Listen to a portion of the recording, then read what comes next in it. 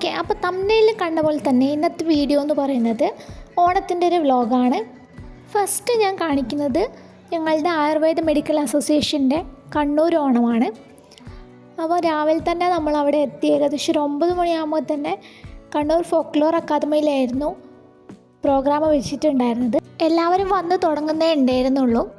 ഞാൻ കോഴിക്കോട്ടുകാരി ആയതുകൊണ്ട് തന്നെ കണ്ണൂരുള്ള ഡോക്ടേഴ്സിനൊന്നും എനിക്കധികം പരിചയമില്ല.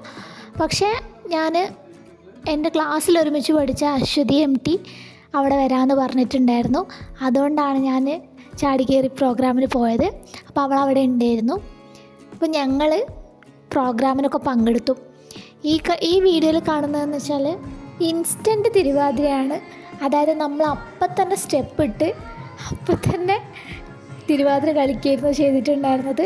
പക്ഷെ നല്ല രസമായിരുന്നു കേട്ടോ. ഒരുപാട് ആളുകളൊക്കെ ഉള്ളതുകൊണ്ട് തന്നെ എല്ലാവരും കൂടി ഒരുമിച്ച് നമുക്ക് കുറച്ച് സ്റ്റെപ്പേ ഇട്ടിട്ടുണ്ടായിരുന്നുള്ളൂ. പക്ഷേ ആ ഒരു മൊമെൻറ്റ് എനിക്ക് അവിടെ അത്രയും ആ ഒരു പ്രോഗ്രാം നടന്നതിൽ ഏറ്റവും ഇഷ്ടപ്പെട്ടൊരു മൊമെൻ്റ് ആയിരുന്നു.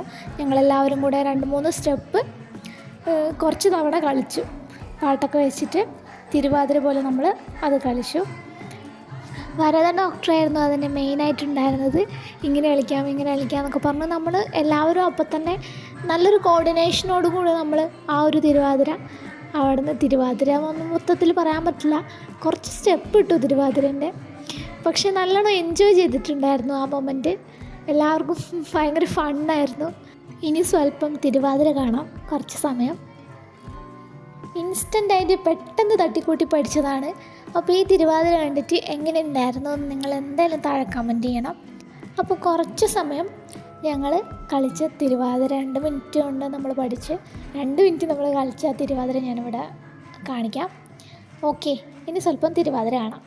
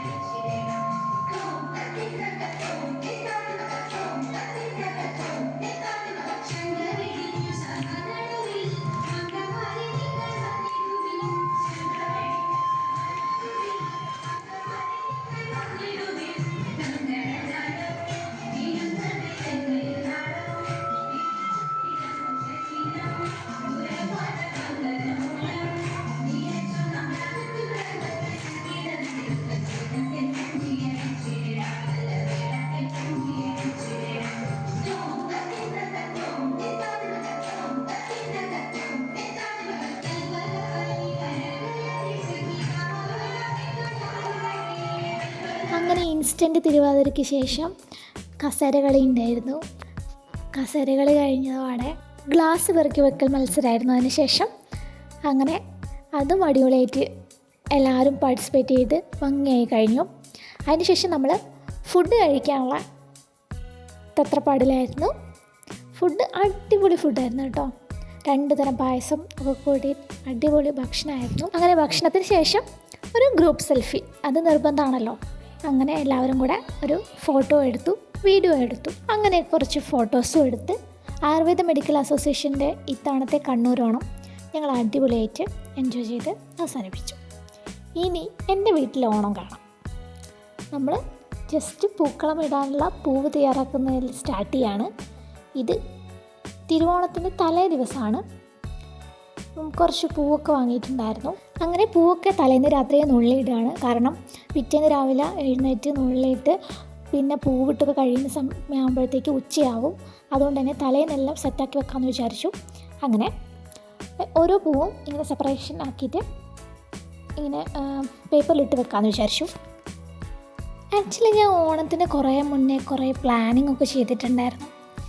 ഹസ്ബൻഡിൻ്റെ പെങ്ങളെ മോളായിട്ട് റീലെടുക്കണം, നമ്മൾ പൂ പറിക്കാൻ പോകുന്നതിൻ്റെ ഷൂട്ട് ചെയ്യണം എന്നൊക്കെ പറഞ്ഞിട്ട് എൻ്റെ കസിനോടും അഞ്ജുവിനോടൊക്കെ ഞാനിങ്ങനെ പറഞ്ഞു വെച്ചിട്ടുണ്ടായിരുന്നു. പക്ഷേ ഒന്നും നടന്നില്ല. കാരണം ഹസ്ബൻഡിൻ്റെ പെങ്ങളെ മോള് ഹോസ്പിറ്റലിൽ അഡ്മിറ്റായിരുന്നു പനിയായിട്ട്. അതുകൊണ്ട് തന്നെ ഒന്നും നടന്നില്ല. അതുകൊണ്ട് ഞാൻ ഒറ്റയ്ക്കാണ് എല്ലാം ചെയ്തത്. വീഡിയോ എടുക്കാനൊന്നും ഒരു മൂഡുണ്ടായിരുന്നില്ല. പിന്നെ ജസ്റ്റ് നമ്മൾ ഓർമ്മയ്ക്ക് വേണ്ടിയിട്ട് കുറച്ച് വീഡിയോ എടുക്കാമെന്ന് വിചാരിച്ചു. അപ്പോൾ ഇത്രയും പൂക്കളാണ് നമുക്കുള്ളത്. ഒരു മാവിൻ്റെ ഇലയൊക്കെ ഉണ്ട്. ഇത് ജമന്തി, എല്ലാവർക്കും അറിയാമല്ലോ. പിന്നെ മാവിൻ്റെ ഇല അരിഞ്ഞ് പൊടിച്ച് വെച്ചിട്ടുണ്ട്. പിന്നെ മഞ്ഞ കളറിൽ ഇതും ഒരു തരം ഇലയാണ്, ഈ ബ്രൗൺ കളറ്.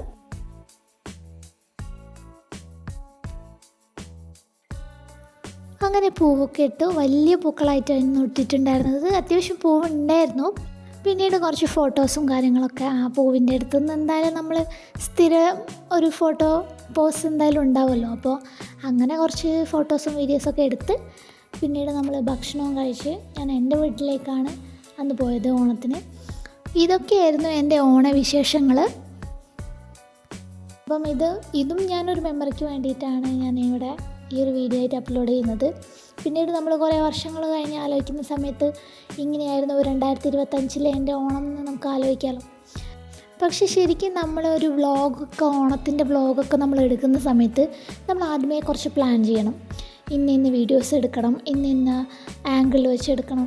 നമ്മൾ അതൊക്കെ പ്ലാൻ ചെയ്ത് സെറ്റാക്കി വീഡിയോ എടുക്കുമ്പോഴാണ് നമുക്ക് എഡിറ്റ് ചെയ്യുമ്പോഴും അധികം ബുദ്ധിമുട്ടൊന്നും വരില്ല. പക്ഷേ ഇത് ഒട്ടും പ്ലാൻ ചെയ്യാണ്ട് കുറച്ച് വീഡിയോസൊക്കെ എടുത്തു കഴിഞ്ഞാൽ നമുക്ക് എഡിറ്റ് ചെയ്യാനും ബുദ്ധിമുട്ടാണ്.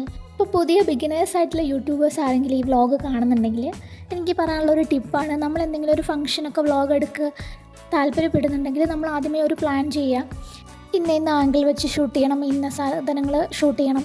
അങ്ങനെയൊക്കെ ചെയ്ത് കഴിഞ്ഞാൽ നമുക്ക് എഡിറ്റ് ചെയ്യുമ്പോൾ എളുപ്പമായിരിക്കും, നമ്മുടെ വീഡിയോൻ്റെ ഔട്ട്കമ്മും എളുപ്പമായിരിക്കും. അപ്പം ഇതൊക്കെയാണ് എനിക്ക് പറയാനുള്ള ടിപ്സ് എന്ന് പറയുന്നത്. ഇതോടുകൂടി 2025 ഓണവിശേഷങ്ങൾ ഇവിടെ അവസാനിച്ചിരിക്കുകയാണ്. കുറച്ച് ഫോട്ടോസോടുകൂടെ നമുക്ക് ഈ വ്ളോഗ് ഇവിടെ അവസാനിപ്പിക്കാം. Thank you for watching my video. മറ്റൊരു വീഡിയോയുമായി പിന്നെ കാണാം.